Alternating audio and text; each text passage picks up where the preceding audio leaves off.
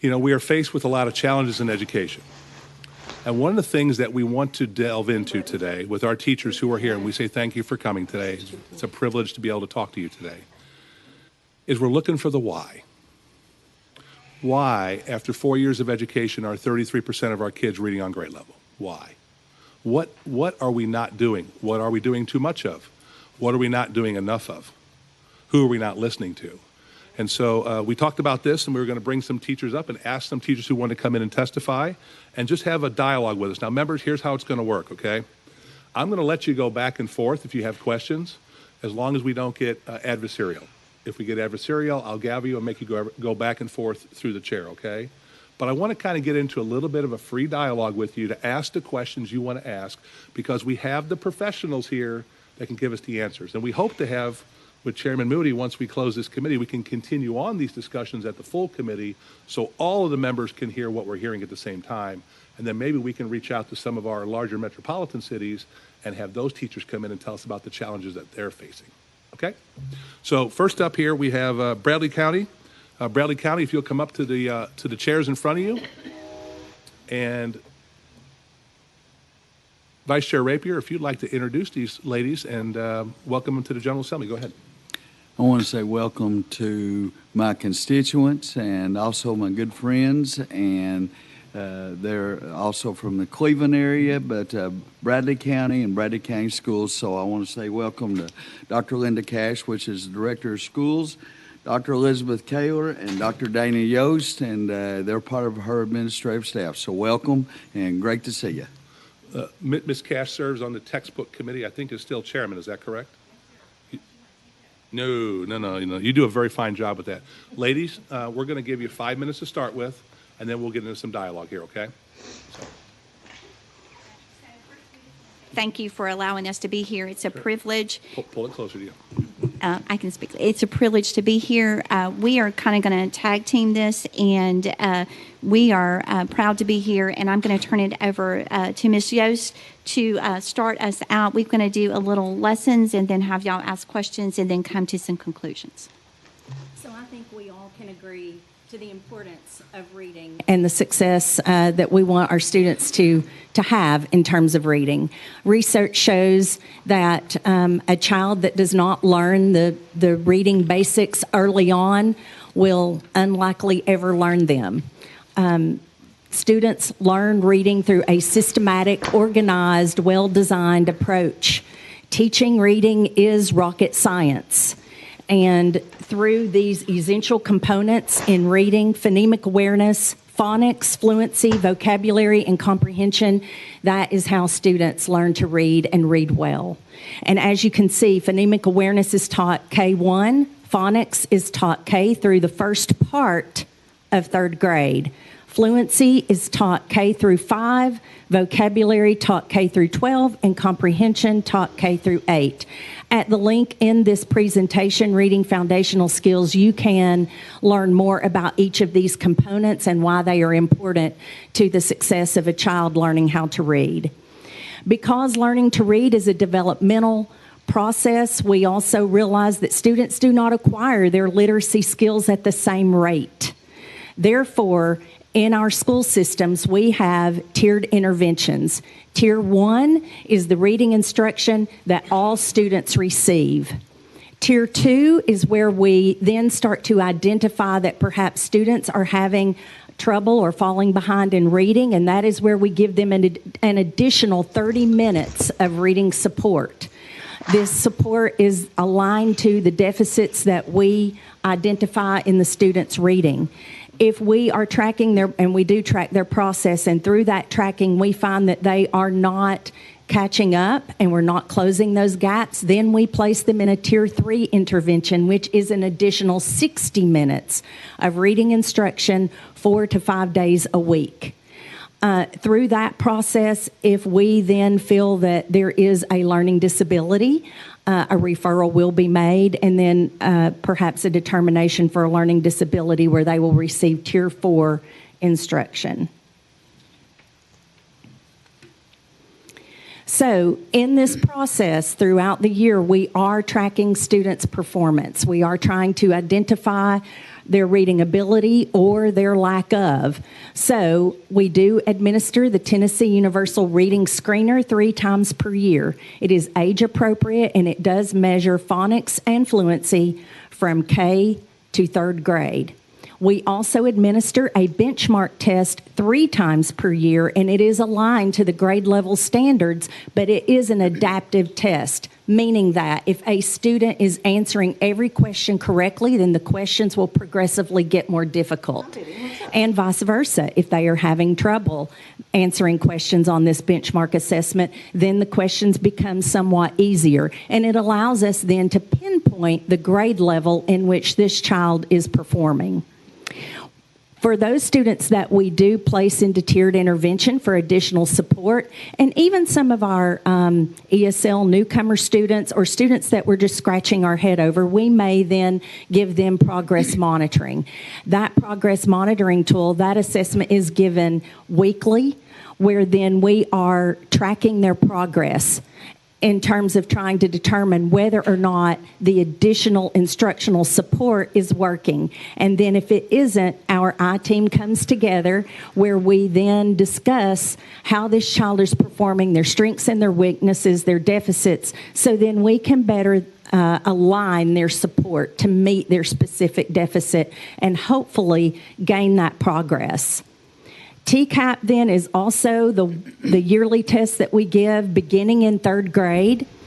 It is a state standardized test, as I'm sure you're well aware of.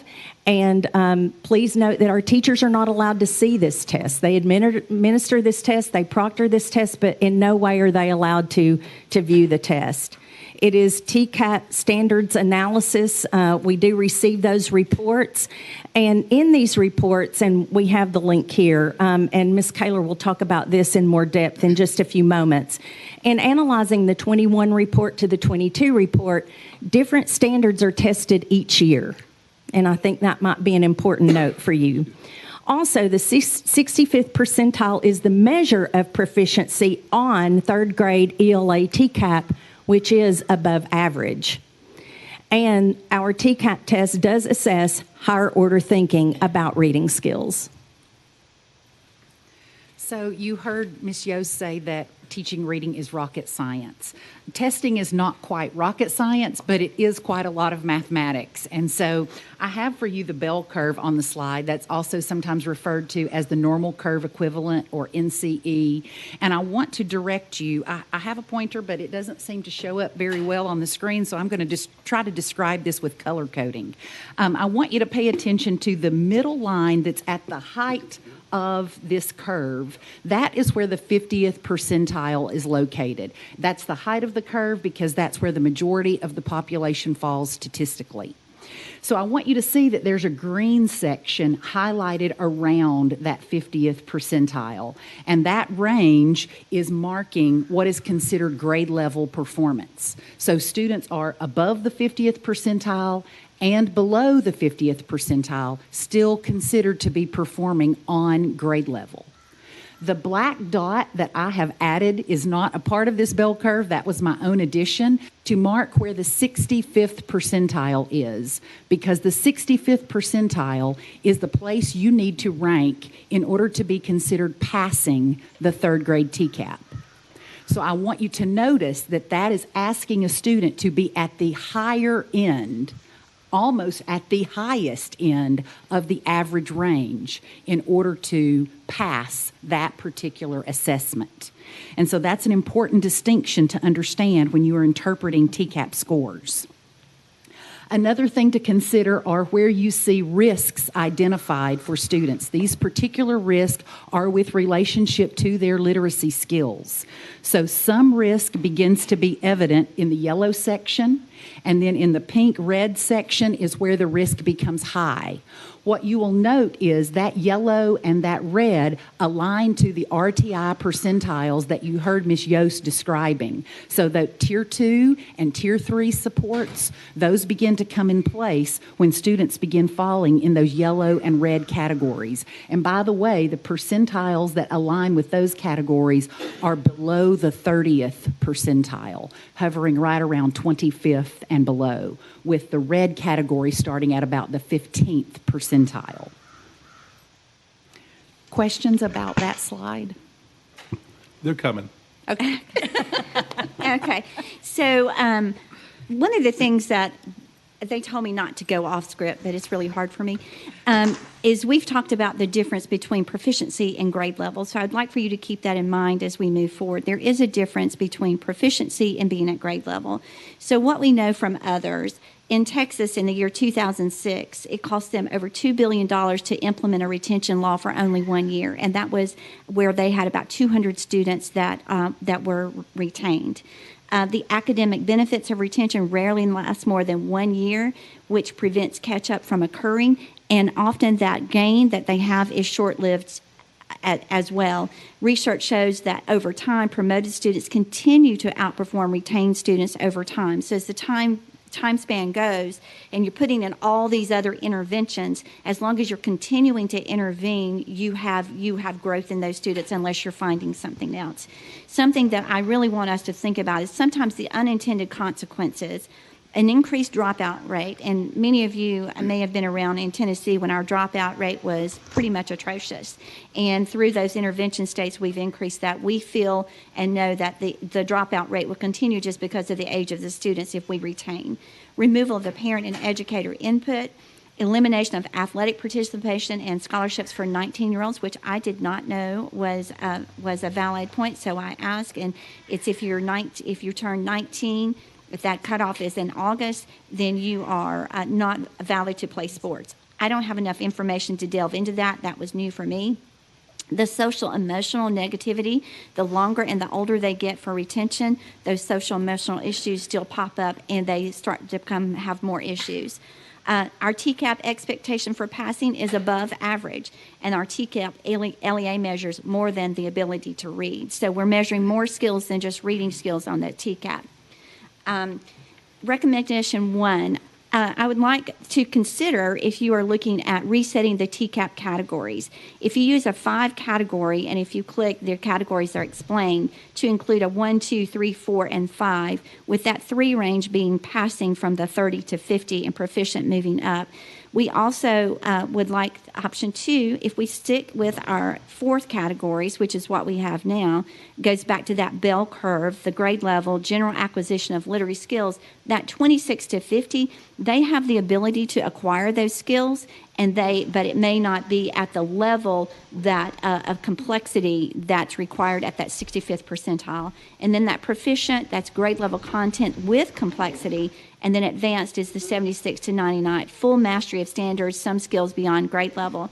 I always talk about some people love to read and can sit and read War and Peace. So those are going to be the kids that are very far behind. And then you have those average kids, those C students who read when they need to, but they can still be proficient in that grade level. So as you look at these and you click that 5th category, it will explain as other states are using that 1 through 5. So just wanted to point that out to you. We recommend that we reset that scale either using last year's scores or this year's scores for resetting the norm. Utilizing consistent testing of reading standards from year to year. Got it? Yes. So there was linked in a previous slide a comparison of a standards analysis from 2021 and the same report for 2022. These are reports directly from our school district regarding TCAP performance of our students. And what we want you to notice is when you look down the list of standards numbers, you see from 1 year to the next, there are different numbers. The same standards are not tested in consecutive years, nor are the same number of standards tested. So when in one year, far more standards were tested than in the year immediately following it. So it makes it very difficult for a teacher to hit a designated mark on an assessment because the transparency of exactly which standards they will be assessing are not known for them. Another recommendation to consider is that, as you heard mentioned before, our TCAP assessment is assessing English language arts. It is not assessing only reading. So when a third grader takes this assessment, they are being assessed on what could be any one of a possible 83 English language arts standards. Those include speaking skills, writing skills, grammar skills, a number of things in addition to their actual ability to read. While those are all very important, and I do not discredit any of them, it's important to have that knowledge when you are interpreting TCAP scores.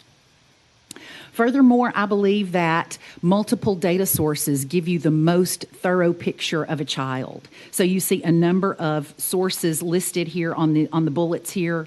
When one test overweighs the comparison of data from other tests, it often creates test anxiety for a child. They begin to believe that everything I do is riding on this one moment, and if I mess it up, there is no hope for me. And we certainly do not want students feeling that way, and we do not want test anxiety to be driving long-term decisions that we would make regarding students' education.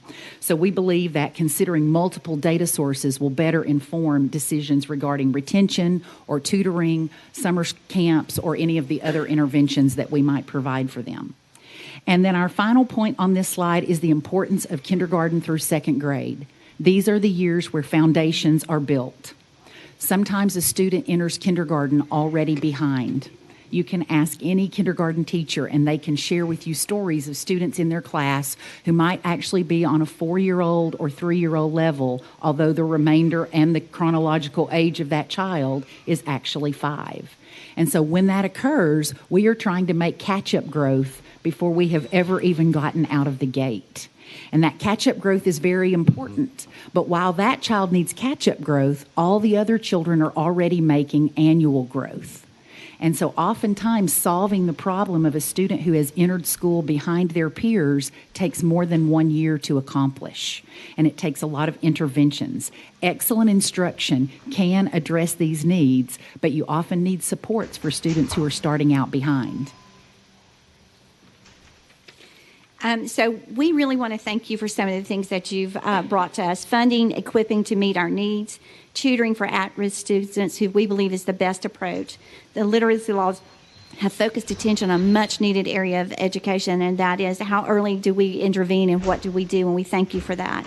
The opportunity to speak today shows your interest in having our input, and we are more than welcome to have those open conversations with you. Again, we believe K2 is where we really need to focus and put our needs, and again, we appreciate you, and we're open for any questions. Okay, members, we're going to get into our presentations today. A little bit of background here real quick. Chairman Moody and White and I have discussed this ad nauseum at times.